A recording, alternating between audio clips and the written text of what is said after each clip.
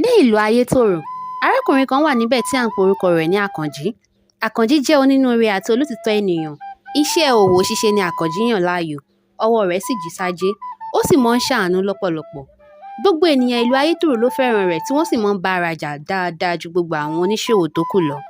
Ní ọjọ́ kan, arákùnrin kan tí orúkọ rẹ̀ ń jẹ́ Àlàmú ló wá bá Àkànjí níbi tó ti ń ṣòwò. Ó ṣàlàyé fún un pé arìnrìn-àjò lòun, òkè ọya lọ́hùn lòun sì ń lọ. Àmọ́ gbogbo owó ọwọ́ òun làwọn jàǹdùkú ti gbà tán tí òun ò sì ní ohunkóhun láti jẹ. Nígbà tí Àkànjí gbọ́ ọ̀rọ̀ ẹnu Àlàmú, àánú rẹ̀ ṣe lọ́pọ̀lọpọ̀, ló bá dẹrù fún tí yóò tó dé òkè ọya.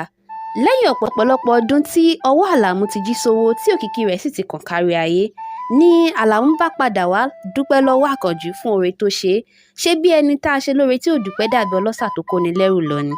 Ìyàlẹ́nu ló jẹ́ fún un nígbà tí Àkànjí ò gba gbogbo ohun mèremère tó kó wá fún un. Tìjà kọ́, bẹ́ẹ̀ sì ni kì í ṣe tìbínú.